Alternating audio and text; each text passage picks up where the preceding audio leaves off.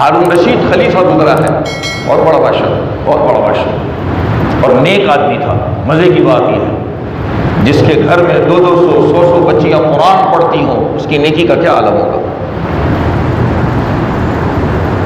اور اپنے ساتھ ہر وقت اہل علم کو رکھتا تھا، ان سے حدیثیں سنتا تھا، قرآن سنتا تھا، علم کی باتیں پوچھتا تھا، ایسا آدمی تھا۔ اس کا ایک جوان بیٹا تھا، اس کے اور اس کے باپ کا صرف ایک بات میں اختلاف تھا۔ وہ اختلاف یہ تھا کہ بیٹا کہتا تھا کہ ابا سادگی کی زندگی ہو، اور باپ اپنی کرسی تخت کی وجہ سے مجبور تھا۔ بہرحال یہ خاموش لڑائی باپ بیٹے میں ایک عرصے تک چلتی رہی۔ ایک دن یہ بیٹا یہ سادہ سے کپڑوں میں رہتا تھا، بادشاہ کا بیٹا سادہ سے کپڑوں میں دربار میں آ گیا۔ آج ہم دیکھتے ہیں نا، کوئی پیسے والا ہو، کرسی والا ہو، تو ساتھ میں اس کے چمچے ومچے بہت ہوتے جو کان بھرتے رہتے۔ اور ایک بات ہمیشہ یاد رکھیں، جو یہ لوگ کرسی پہ بیٹھے ہوتے ہیں کان کے بڑے کچے ہوتے، بہت کچے لوگ ہوتے، بہت کچے۔ ہارون رشید کے کان میں بھی کسی نے ایسے پھونک دیا، یہ دیکھو آپ کا بیٹا آ رہا ہے، یہ کیسا ہے، اس نے تو آپ کی عزت پہ داغ لگا دیا، آپ اپنی سلطنت کی کرسی پر بیٹھے ہیں اور یہ ہے وہ ہے فلاں ڈھماک۔ قصہ مختصر، جب بیٹا قریب آیا تو ہارون رشید کے منہ سے ایک بات نکلی، بیٹا آج دربار میں آپ نے ہم کو ذلیل کروا دیا۔ بیٹے نے کہا ابا جان میں نے ذلیل نہیں کروایا، آپ نے مجھے ذلیل کروا دیا ہے۔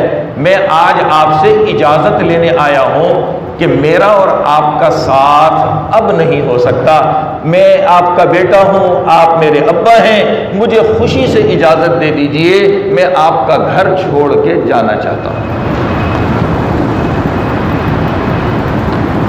ہارون رشید ہکا بکا رہ گیا، گردن جھکا لی۔ بادل ناخواستہ بیٹا تھا، کہا بیٹا جا تجھے اجازت ہے، تیری مرضی ہے، میں تجھے کیا کہہ سکتا ہوں۔ جب یہ بیٹا گھر سے چلا تو اس نے اپنے ساتھ قرآن کریم کا ایک چھوٹا سا نسخہ اٹھایا، وہ اپنی جیب میں رکھ لیا، سامان میں رکھ لیا۔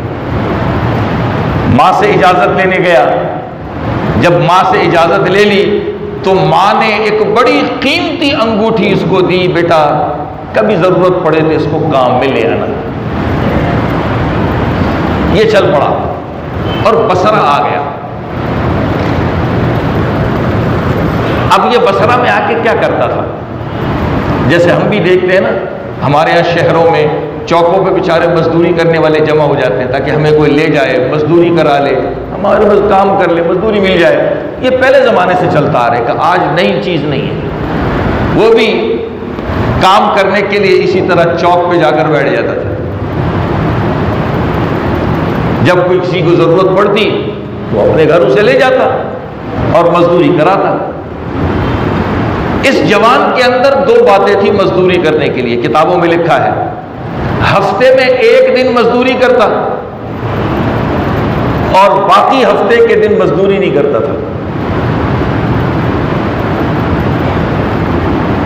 کتابوں میں لکھا ہے بصرہ کے اندر ایک آدمی تھا جس کا نام تھا عامر بصری، ان کے گھر کی دیوار کمزور ہو گئی، وہ مزدور کی تلاش میں نکلے، ڈھونڈتے ہوئے چوک پہ پہنچے تو یہ جوان مل گیا، بیٹھا ہوا قرآن پڑھ رہا ہے۔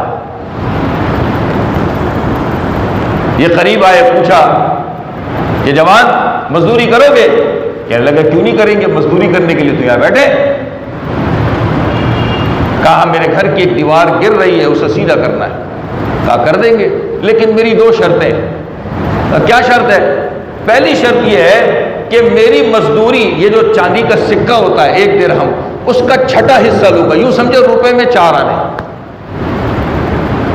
آج تو ہم لالچی ہیں نا، نہیں اتنی مزدوری نہیں، اتنی ہونی نہیں، اتنی صاحب میں نے اس میں یہ بھی لگایا، اس کے بھی اتنے پیسے دے دے، صاحب میں نے یہ کیا، یہ بھی کر دے۔ لالچی لالچی۔ وہ کیا کہہ رہا ہے، اپنے الفاظ میں سمجھا دو، روپے میں 4 آنے مزدوری لوں گا، اور دوسری شرط یہ ہے جہاں آذان ہوگی کام چھوڑ کے اللہ کے حضور نماز پڑھنے چلے جاؤں گا، اس میں تم مجھے روک نہیں سکتے۔ کیا مجھے منظور ہے؟ عامر بصری کہتے میں اپنے گھر لے آیا، شام تک یہ مزدوری کرتا رہا. شام کو میں اس کو دیکھنے آیا تو میں اس کے کام کو دیکھ کر حیران ہو گیا کہ ایک جوان نے 10 آدمیوں کا کام کیا. میں بہت خوش ہوا. میں نے جیب سے 2 سکے نکالے چاندی کے اور میں اس کو دینے لگا. اس نے کہا نہیں، میری شرط تجھے یاد نہیں ہے، میں نے تیرے سے درہم کا 6واں حصہ، روپے کا 4 آنا مانگا ہے، میں اس سے زیادہ نہیں لوں گا. چلے بڑا حیران ہوا.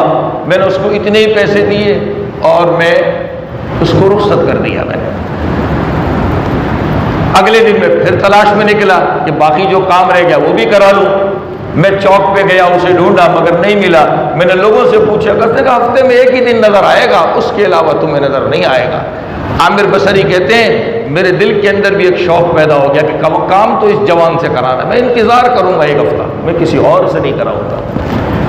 اگلے ہفتے پھر پہنچا، وہ پھر چوک پہ بیٹھا ہوا قرآن پڑھ رہا ہے. میں نے اسے پھر کہا کیوں نہیں کریں گے مزدوری، میری 2 شرطیں. کہا ٹھیک ہے مجھے منظور ہے، آ جاؤ تمہاری شرطیں جو ہے. اب میں لے آیا.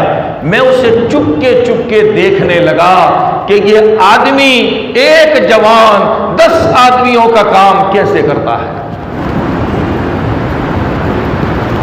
کہا جوان نے کام شروع کیا، گارا بنایا اور گارا بنانے کے بعد یہ بلاک لا کے لگاتا اور گارے کو چھوڑتا.